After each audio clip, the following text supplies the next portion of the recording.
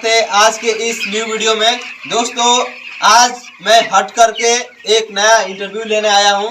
दोस्तों आज हम आया हूं बीसीसी फार्म हाउस रुकनपुरा।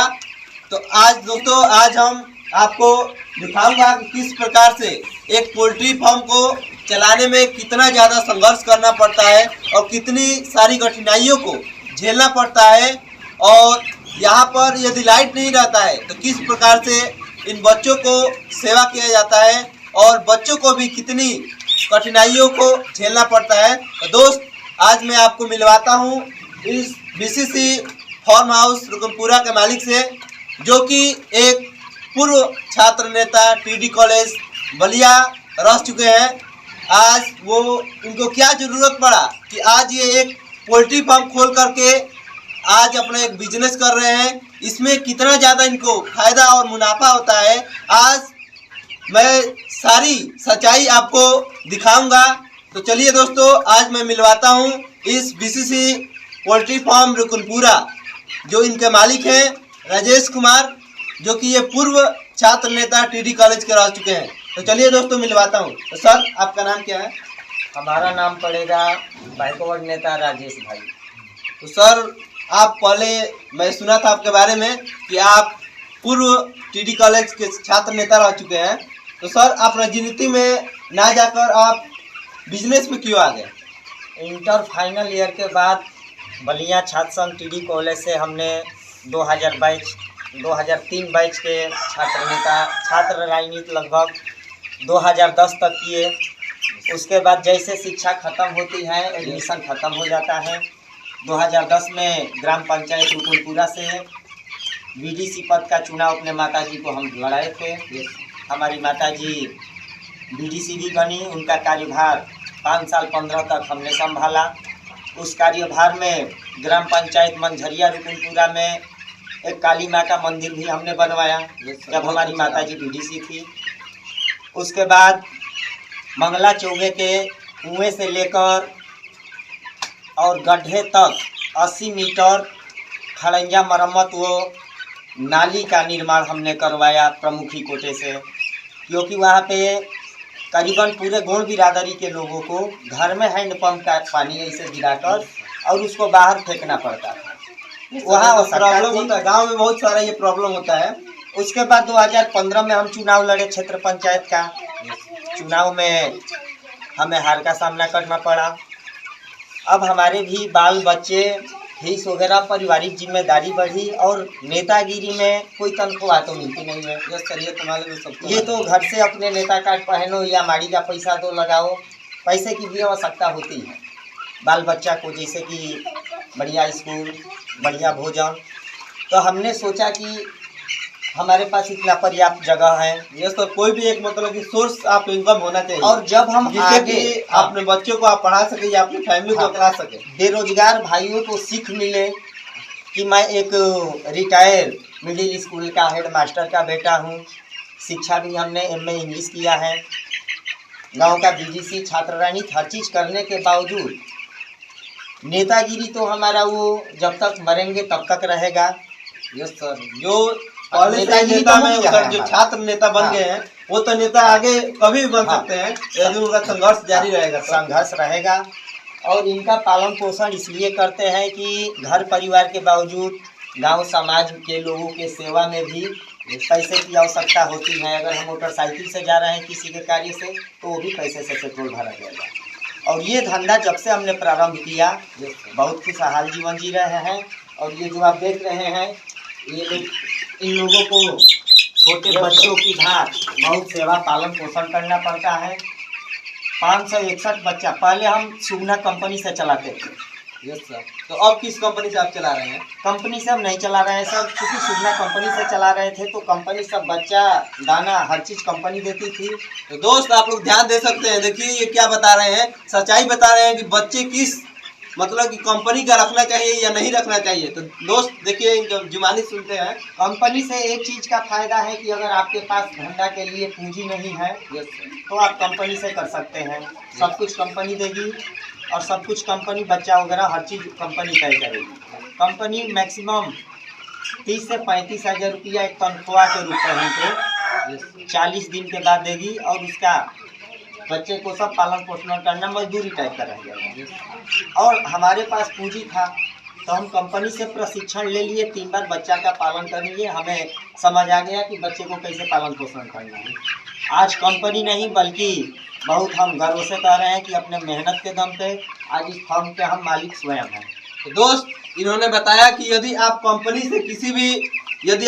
से बच्चे लेते हैं तो वो एक जैसे होता है ना प्राइवेट तरफ का, जैसे कि वो जॉब पर आपको रख लेते हैं और 35 से 40 हज़ार महीना आपको वो सैलरी के रूप में देते हैं। लेकिन यदि आपके पास पूंजी है तो आप स्वयं से बच्चे को ला करके पाल सकते हैं और महीने का लाखों कमा सकते हैं। पोल्ट्री फार्म को चला रहे हैं और ये खुद बता रहे हैं अपनी जुबानी। इन्होंने सर आप कितना अभी तक अर्न कर चुके हैं इस पोल्ट्री फार्म से? जैसा कि 561 बच्चा हम होली के समय पे भी पालन पोषण किए थे। लगभग 5 से 61 बच्चा तैयार करने में 2-4-5 मोर्टालिटी होता ही रहता है। सर ये तो है। मानकर चलिए कि 13 कुंटल के करीब ये लोग तैयार हो जाएंगे। इनको पालन पोषण करने में 85 से मैक्सिमम 90 हज़ार का खर्च है। और अगर 100 रुपये किलो के रेट से भी अगर हम बेचें, सप्लाई में यही सब रेट जाता है, कभी 100, 110 भी, तो 1 कुंटल 30 किलो यानी 40 से 45 हज़ार। बस हम इतना कम मेहनत करके कम बच्चे में कमा लेंगे। इसके बाद फिर उस साइड आइए दिखा रहे हैं हम। दोस्त इन्होंने बताया कि केवल ये 500 बच्चे डाल करके ही ये 40 से 45 हज़ार महीना कमा सकते हैं। और दोस्त चलिए इनका एक और पोल्ट्री फार्म है, वहाँ पर ये बच्चे जो डाले थे वो बेच चुके हैं और वहाँ से ये 1 लाख कम से कम 1 लाख कम कितना आप कमाए हैं उस पोल्ट्री फार्म से? पिछले बार चूँकि होली के समय पे 140-120 तक हम बेचे थे, तो लगभग मान के चलिए कि 65 से 70 हज़ार रुपया हम कमाए थे। ये 65 से 70 हज़ार होली में जो ये होली बीता है उसी में ये अपने मुर्गे बेच करके कमाए हैं। क्या दूसरा पोल्ट्री फार्म दिखाते हैं, इनका दूसरा पोल्ट्री फार्म कहाँ है? यही ठीक बगल में हमारा दूसरा पोल्ट्री फार्म जो है, पूरे फार्म हमारा 2000 स्क्वायर फीट। देखिए दोस्तों मैं दूसरे पोल्ट्री फार्म में आ गया हूँ। देखिए इनका दूसरा पोल्ट्री फार्म कैसा है। देखिए कैमरामैन दिखा रहे हैं आपको कि ये पोल्ट्री फार्म कितना बड़ा है। सर बता सकते हैं आप ये कितने बाई कितने का आप बनाए थे ये पोल्ट्री फार्म? ये पूरा 2000 स्क्वायर फीट का वहां से वहां तक फार्म है। इसमें हम चाहे तो 2000 तक मुर्गी पालन कर सकते हैं, लेकिन फिलहाल हम लाभ के लिए 3 बार में बच्चा डालते हैं। Yes sir. जैसे कि पहला वहां पे बच्चा हो गया, वहां तक पालन हो जाएगा। और ये जो देख रहे हैं चारों तरफ से ढका हुआ है, अभी फिलहाल इसमें कीटनाशक दवा छिड़काव किया जाएगा। उसके बाद इसमें भी 500-550 बच्चा यहाँ पालन किया जाएगा वहां तक। और उसके ठीक 15 दिन बाद उस तरफ 500, मतलब कि 1500 बच्चा हम 3 बार में करके डालते हैं। सर ये तो पोल्ट्री फार्म उससे बड़ा है सर, तो सर वो कितने बाई कितने का था? वो था 600 स्क्वायर फीट, जिसमें कि 550 तक का पालन हो सकता है। और उसके बाद लगभग 1300 ये है, जिसमें भी 2 बार में 550 पालन किया जा सकता है। तो सर आप बता सकते हैं कि आप इसमें कब बच्चे डालेंगे? इसमें बच्चे का ऑर्डर आज लग गया है, मंगलवार को 10 बजे बच्चा आ जाएगा। इस तरफ से भी पालन चालू कर दिया जाएगा ताकि 40 दिन के अंदर हम 3 बार मुर्गा पैदा तैयार कर सके और उसकी बिक्री करके कुछ हम लाभ तो सर आप बता सकते हैं आप अकेले इस पोल्ट्री फार्म को चलाते हैं कि और कोई आपको हेल्प करता है इसमें? नहीं, यहाँ पे तो हम कंटिन्यू अकेले रहते हैं, 2 बच्चे रहते हैं, पत्नी रहती हैं। और जैसे कि मुर्गी पालन के साथ साथ 2 गाय भी हैं, 1 बछड़ा भी है। हमारे यहाँ 3 प्रजाति का मुर्गा है। कौन सी प्रजाति का? जैसे कि एक जो देख रहे हैं ये तो फार्मी हो गया, और दूसरा एक चाइनीज जो कि बाहर है, 5 मुर्गियाँ वो चाइनीज हैं। देसीले मुर्गा का भी प्रजाति है। तो इसको मैं कंटिन्यू अभ्यास से, कोई बहुत ज्यादा मेहनत का कार्य नहीं है, बस बच्चों को पानी देना है, दाना डालना है, अकेले भी किया जा सकता है। तो सर आप अकेले ही करते हैं? अकेले। इसमें आपकी फैमिली थोड़ा भी इन्वॉल्व नहीं है इसमें? फैमिली में हमारे जो बच्चे हैं, अगर जो कुछ थोड़ा बहुत करना हो वो भी कर सकते हैं, उससे नहीं तो पत्नी है वो भी जो भी करना हो कार्य यहाँ पे हम लोग कर सकते हैं मिल बांट कर। Yes sir. तो सर मैं कल देखा कि सर रात को बारिश हो रहा था, तो रात को बारिश हो रहा था तो आप किस प्रकार से बारिश के समय में इन बच्चों को ध्यान रखते हैं? वही जो आप देख रहे थे ना, वो जो चौकी चारपाई देख रहे हैं, उसी पे मैं और हमारा पूरा परिवार यानी 2 बच्चे और वाइफ उसी पे हम लोग सोए थे। और वहाँ पे कैंडल जला जलाकर जो आप देख रहे हैं बच्चों को कैंडल जला खुद देखे हम कि वहाँ पे कैंडल आप जलाए थे, और उसके बाद से जो जिसमें आप दाना डाले थे जिस डब्बे में उन लोगों को खिलाने के लिए, वो भी जल गया था पूरा। हाँ, वो पानी का डब्बा के ऊपर जो हम रखे थे, तो उसके चलते कम से कम 250-250 का वो पानी का डब्बा है, 2 डिब्बा भी नष्ट हो गया। सर वो बच्चे बहुत भाग्यशाली हैं कि उन लोग उसमें आकर जले नहीं। हाँ, ये बच गए, बार बार भगवान का शुक्र है सर। ये तो मेहनत का वो है कि वो भी देख रहे हैं, सबकी मेहनत कर रहा है, नहीं तो उसमें 10-15 बच्चे जल गए होते। Yes sir. तो देखिए दोस्तों, कितना ज्यादा परेशानी होता है जब बारिश होता है या लाइट नहीं रहती है। तो हमारे गांव में 3 दिन से लाइट नहीं है। आज दोस्तों अभी और 2 दिन लाइट नहीं रहेगी, तो इनको कितना ज्यादा परेशानी का सामना करना पड़ेगा। सर आप बता सकते हैं कितना ज्यादा परेशानी झेल सकते हैं? परेशानी मतलब कि रात भर तो जगना ही पड़ता है। अब बिना लाइट के कैंडल जलाइए, और उसके बाद सब कुछ अब भगवान भरोसे कि कहीं कुछ। सर अब क्या कर सकते हैं हम लोग? लाइट नहीं आ रही है, सरकार लाइट का व्यवस्था कर ही नहीं, लाइट दे ही नहीं रही। जहाँ तक सरकार की बात है, देखिए इस हम लोग मतलब कि पिछले सपा सरकार जो थी उसमें तो ये सब माफ था। आज स्थिति ये है कि इस कमर्शियल धंधा में मुर्गी पालन आता है। यहाँ पे अभी हम नया धंधा प्रारंभ नहीं किए, तब की कई बार यहाँ पे बिजली के लिए छापामारी वगैरह हमने 3 किलोवाट का कमर्शियल कनेक्शन कराया, जिसका लगभग 2000 से 2500 रुपया महीना का बिल हम लोग भरते हैं। फिर भी आज बिजली के अभाव में रात भर, क्योंकि एक कहा जाता है कि जो गरीब आदमी होता है वो विवश होता है, आज हम लोग विवश हैं। लाभान तो अलग की बात है, वो लोग बच्चे हैं, मरते हैं, बहुत तकलीफ होती है। तो सर आप सरकार से मांग कर रहे हैं कि जो पोल्ट्री पंप चलाते हैं या कोई भी बिजनेस करते हैं, उन लोगों को यदि किसी भी चीज की जरूरत पड़ रही है, या लाइट हो, लाइट की व्यवस्था हो, या यदि इसमें लोन लेना हो, तो हर चीज का व्यवस्था सरकार करे ना, यही आप चाहते हैं ना? लोन तो अगर हम पहली बात तो लोन लेंगे नहीं, अगर लेना भी होता और लेने का प्रयास भी करिए तो यहाँ पे इतना बैंक में सब कमीशन मांग रहे हैं। हाँ सर, मैं भी मतलब कि हमारे उधर के भी 2-3 लोग हैं जो लेने का बहुत कोशिश किए, लेकिन लोन उनको लेने के लिए बहुत सारी प्रक्रियाओं से गुजरना पड़ता है, जो कि एक छोटे आदमी के लिए बहुत ही ज्यादा मुश्किल होता है। वो पढ़े लिखे नहीं होते हैं और लोन नहीं ले पाते हैं और उससे अपना बिजनेस नहीं कर पाते हैं। कुछ ऐसे बेरोजगार पड़े हैं हर ग्राम सभा में, कोई बुरा ना माने, कि अगर बैंक का कार्य हो, कोतवाली का काम हो, हॉस्पिटल का काम हो, यहाँ तक कि जमीन खरीदने बेचने का कार्य हो,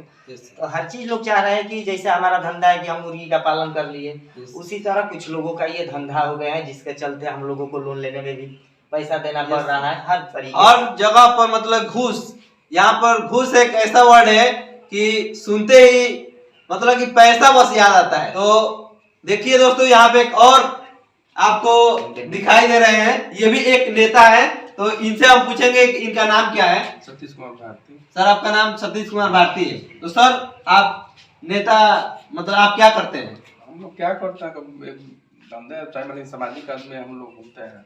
तो दोस्त ये बता रहे हैं कि हम लोग एक सामाजिक आदमी हैं, समाज में जितने भी लोग यदि इनसे हेल्प लेना चाहते हैं तो वो जाकर उनके घर पर हेल्प करते हैं। किसी भी सामाजिक कार्य में इनका सबसे पहले योगदान रहता है। ये भी एक छात्र नेता है टीडी कॉलेज के, ये पहले से ही हेल्प कर रहे हैं, और एक ये भी इनके साथ जुड़े हुए हैं, ये भी एक युवा नेता है।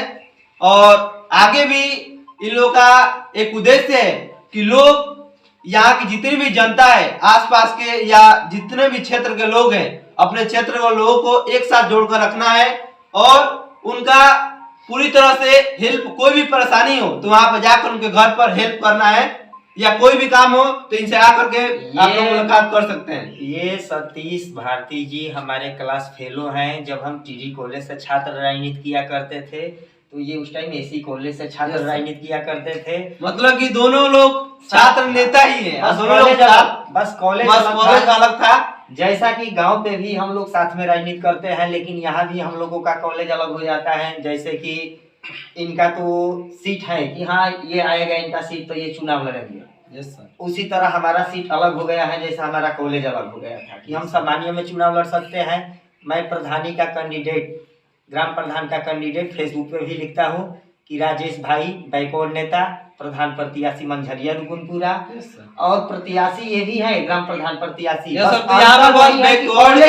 कॉलेज बदल गया यहाँ पे जो इन लोग राजनीति कर रहे हैं, दोनों छात्र नेता हैं, तो इन लोग का बस वहाँ पे रिजर्वेशन का जो सिस्टम है उनसे इन लोग का बस अलग हो जा रहा है। मतलब कि ये जनरल कैटेगरी से आते हैं और ये एससी कैटेगरी से आते हैं, तो इसलिए इन लोग का जब सीट आता है तो ये जनरल कैटेगरी से लड़ते हैं और ये एससी कैटेगरी से लड़ते हैं। हाँ, लेकिन कोई भी लड़ेगा चुनाव, जीत तो दर्ज यहाँ हमारे बैकवर्ड समाज करता है। हाँ, यहाँ पर ज्यादा लोग गांव में जानते हैं कि ज्यादा लोग बैकवर्ड समाज के ही लोग होते हैं। ये जो सामान्य के लोग फर्जी ढोंग रचते हैं कि मैं विधायक बनाता हूँ, प्रधान बनाता हूँ, ये लोग तो सच्चाई है कि एक मेंबर तक नहीं बना सकते हैं।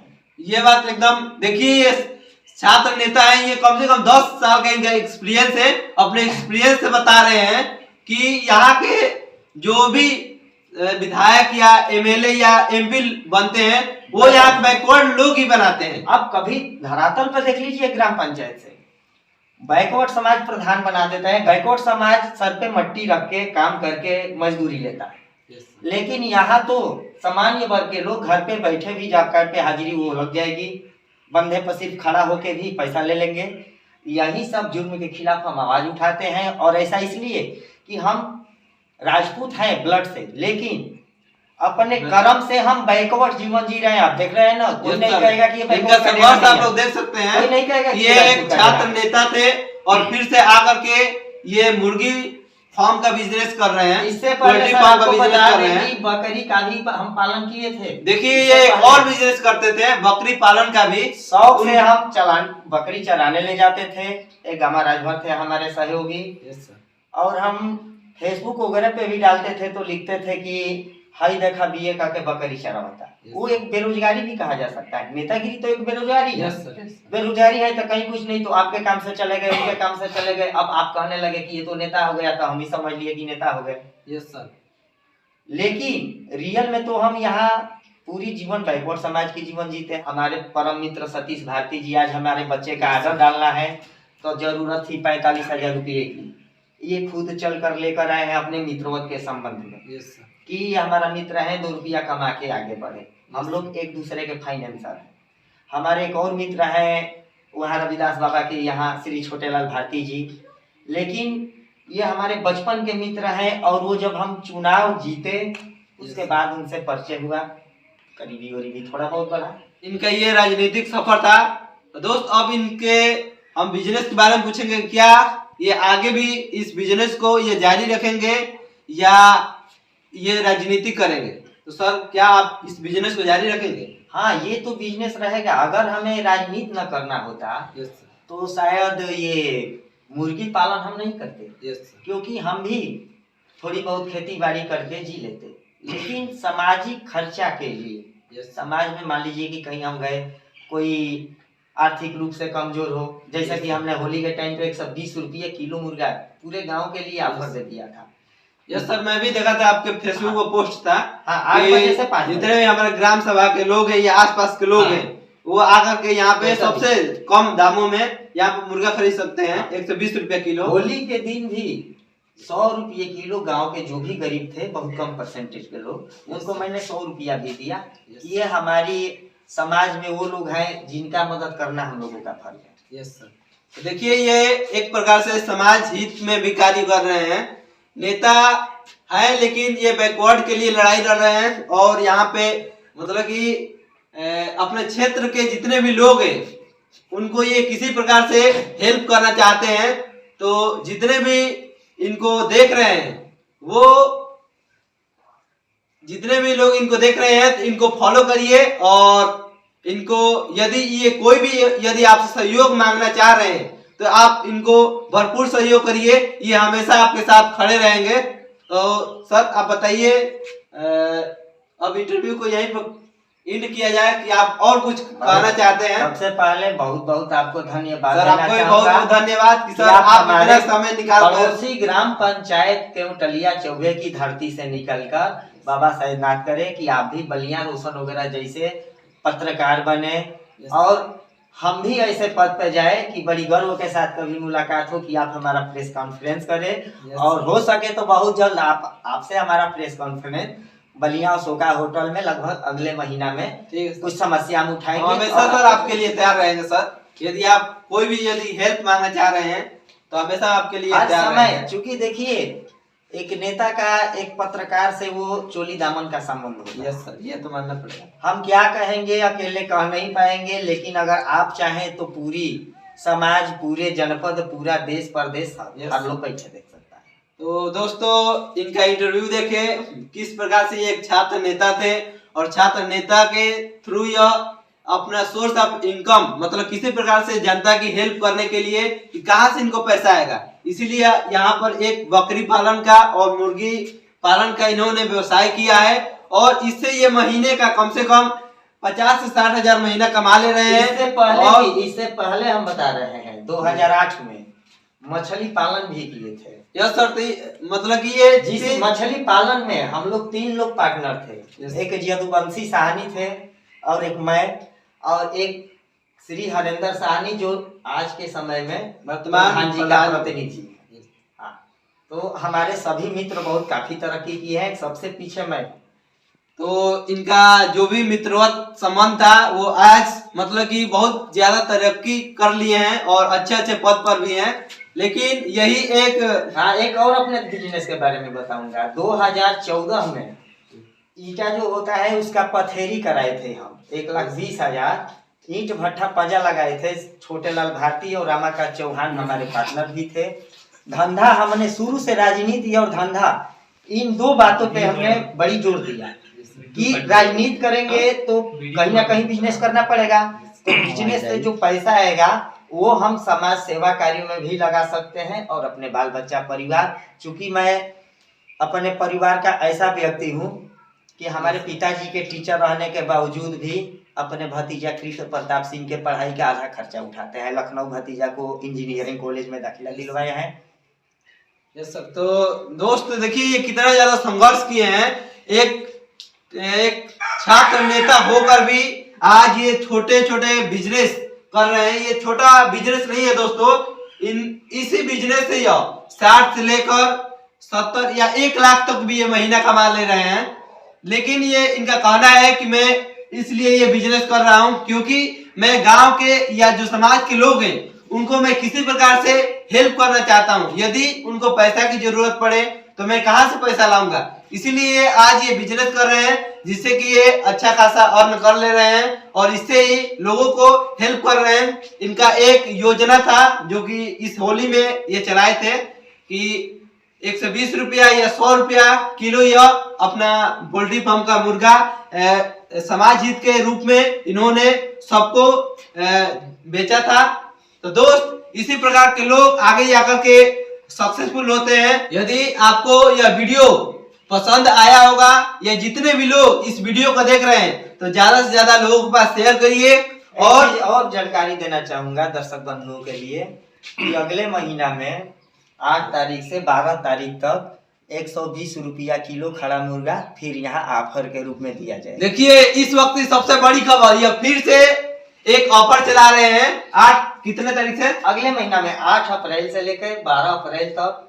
अगले महीना में 8 अप्रैल से लेकर के 12 अप्रैल तक इनका एक और फिर से ऑफर, न्यू ऑफर आया है। 120 रुपया किलो फिर से यह मुर्गा अपने जितने भी समाज के लोग हैं उनको यह समाजित के रूप में देंगे। तो दोस्त इस वीडियो को ज्यादा से ज्यादा लोगों के पास शेयर करिए और ऐसे ही वीडियो देखने के लिए आप इस चैनल को सब्सक्राइब कर लीजिए। दर्शक बंधुओं को मैं तहे दिल से हार्दिक वंदन एवं अभिनंदन करता हूं। आपका अपना बैकवर्ड नेता राजेश भाई, ग्राम प्रधान प्रत्याशी मंझरिया रुकुनपुरा। सभी दर्शक बंधुओं को सादर चरण स्पर्श। तो धन्यवाद दोस्तों।